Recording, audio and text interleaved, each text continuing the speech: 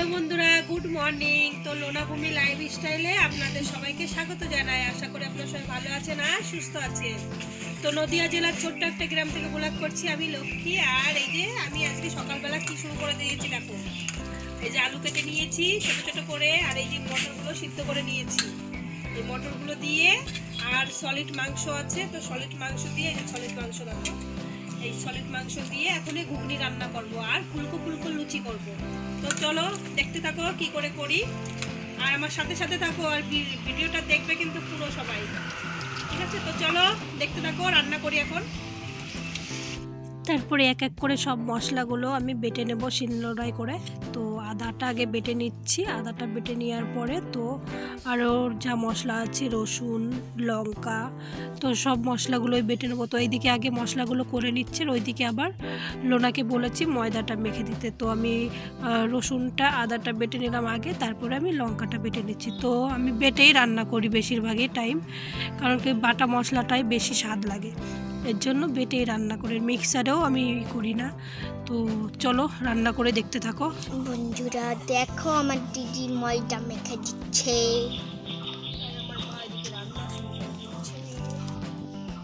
এই যে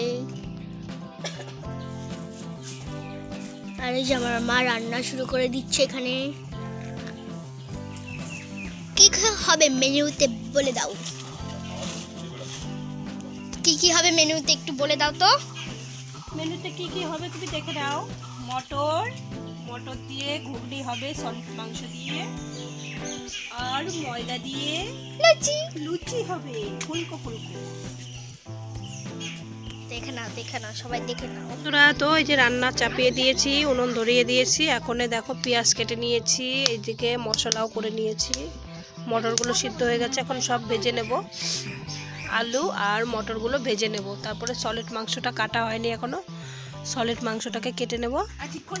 আর লোনা আমাকে ময়দা মেখে দিচ্ছে, ময়দা মেখে দিচ্ছে, আর লোনার পায়ে ভূমি চুলকায় দিচ্ছে।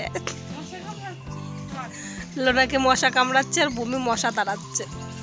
দিয়ে দিয়েছে, আর এই যে আলুগুলো ভেজে নেবে এখন। এই আলুগুলোকে আগে ভেজে নেই, এই যে মটরগুলোকেও ভেজে নেবো আগে।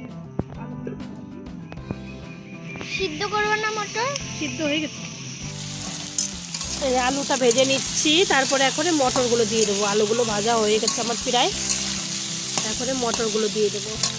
তো হলুদ লবণ কিছু দেই নেই, পরে মশলার সঙ্গে দিয়ে দেবো সব কিছু। এখন শুধু ভেজে নিচ্ছি, মটরগুলোকেও ভেজে নেবো একটু।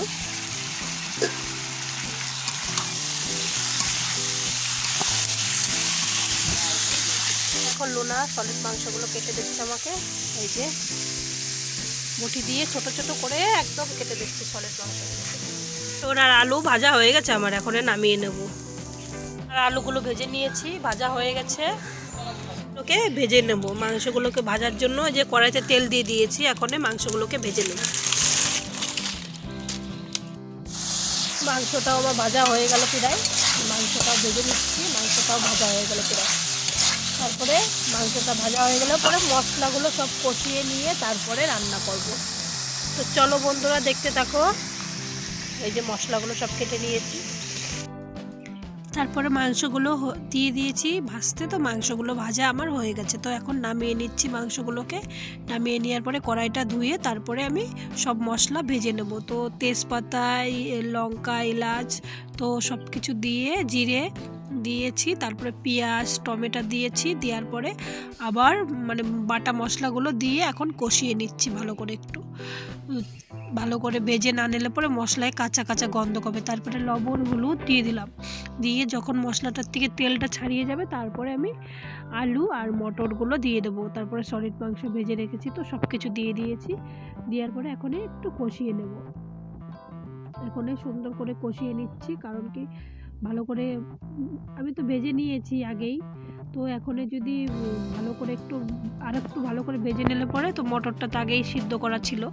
তারপরে যে মাংসগুলোকেও দিয়ে দিলাম, মাংসগুলোকে দিয়ে এখন একটু ভালো করে কষিয়ে নেব। কষিয়ে নেওয়া হয়ে গেলে পরে তারপরে জল দিয়ে দেবো। তো জল দিয়ে দিলে পরেই আবার ঘুগনিটা হয়ে যাবে রেডি। জল দিয়ে ঢেকে দেবো, তো তারপরে রেডি হয়ে যাবে ঘুগনিটা আবার। তো কেমন হলো ঘুগনি রান্নার রেসিপিটা অবশ্যই কমেন্ট করে বলবে, আর আমার পাশে থাকবে, আমাকে একটু সাপোর্ট করবে, ঠিক আছে? তো চলো বন্ধুরা দেখতে থাকো।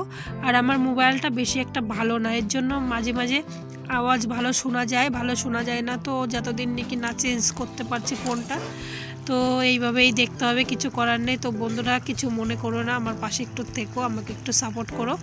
তারপরে দেখো ঘুগনি রান্না আমার হয়ে গেছে। এইদিকে আবার ধনে পাতা রেখেছিলাম কুচি করে, তো ধনে পাতাগুলোকেও দিয়ে দিলাম। তারপরে আবার গোটা এলাচ বেটে নেব, বেটে তো গোটা এলাচ বাটাটাও দিয়ে দিচ্ছি, দিয়ে ধনে গুঁড়ো, জিরে গুঁড়ো আর মৌরি গুঁড়ো করে রেখেছি, তো দিয়ে দেওয়ার পরে আমার তরকারিটা একদম কমপ্লিট হয়ে যাবে। তো নামিয়ে নেব। তো চলো কেমন হলো অবশ্যই কমেন্ট করে বলো, অবশ্যই লাস্টে দিয়ে নামিয়ে নেব। তো চলো বন্ধুরা দেখতে থাকো, আবার নেক্সট একটা ভালো একটা জিনিস নিয়ে রান্না করব, কালার তোমাদের খাবার দেখাবো।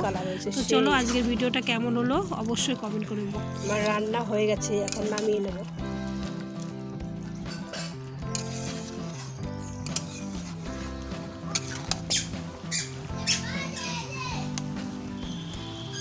তুমি কেমন হয়েছে রে?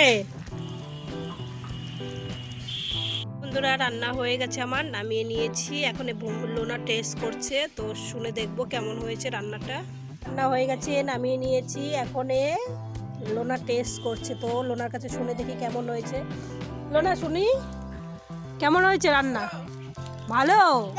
শুধু ভালো? তুমি কি করছো?